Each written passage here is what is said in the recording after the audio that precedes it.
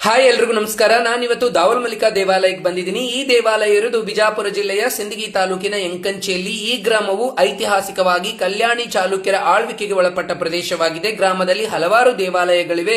ಅವುಗಳಲ್ಲಿ ದಾವಲ ಮಲ್ಲಿಕಾ ದೇವಾಲಯವು ಪ್ರಮುಖವಾಗಿದೆ. ಈ ದೇವಾಲಯವು ಪ್ರತಿ ವರ್ಷ ಅನೇಕ ಭಕ್ತರನ್ನು ಆಕರ್ಷಿಸುತ್ತದೆ. ದಾವಲ ಮಲ್ಲಿಕಾ ನಾಡ ಸಂಚಾರ ಮಾಡುತ್ತಾ ಹೊರಟ ಸಂದರ್ಭದಾಗ ಏನಾಯ್ತಪ್ಪ ಅಂದ್ರ, ಆಕಾಶವಾಣಿಯಿಂದ ದಾವಲ್ ಮಲ್ಲಿಕಾ ಹೇಳ್ತಾನೆ, ಜಿಂಜಪ್ಪ ಸೂರ್ಯ ಹೊಂಡೋದ್ರೊಳಗ ಎಂಕಂಚಿ ಊರಿಗ್ ಬಾ, ಅಲ್ಲಿ ನಾ ವಾಸ ಮಾಡ್ತೀನಿ, ನನ್ನ ಪೂಜೆ ನೀನೇ ಮಾಡು, ಎಲ್ಲಾ ಚಾಜ ನಿನಗ. ಸೂರ್ಯ ಹೊಂಡೋದ್ರೊಳಗ ಬಾ ಅಂತ ಹೇಳಿದ ಆಕಾಶವಾಣಿ ದೌಲ್ ಮಲ್ಕಂದು ಆಕಾಶವಾಣಿ ಸಿದ್ಧಾಂತ ನುಡಿತು. ಯಾವ ಜಿಂಜಪ್ಪ ತಾತ ಸೂರ್ಯ ಹೊಂಡೋದ್ರೊಳಗ ಎಂಕಂಚಿಗೆ ಬಂದು ನೋಡಿದಾಗ ದಾವಲ ಮಲ್ಲಿಕಾ ಪವಾಡ ಪುರುಷ, ಮಹಿಮಾ ಪುರುಷ, ತ್ರಿಕಾಲ ಜ್ಞಾನಿ ಭೂಮಿಯೊಳಗ ಜೀವಂತವಾಗಿ ಐಕ್ಯಾಗಿಬಿಟ್ಟ. ಐಕ್ಯಾದ ಸಂದರ್ಭದಲ್ಲಿ ಮಲ್ಲಿಗೆ ಹೂವಿನ ಭಿಕ್ಷಾ ಆಗಿತ್ತು, ಶ್ರೀಗಂಧದ ವಾಸ ಎದ್ದಿತ್ತು, ದುಂದಕಾರ ಹೂವಿನ ಹೊಗೆ ಬರುತ್ತಿತ್ತು. ಅಮೃತ ಹಸ್ತ ತೋರಿಸಿದ ದಾವಲ ಮಲ್ಲಿಕಾ ಬ್ರಿಟಿಷರ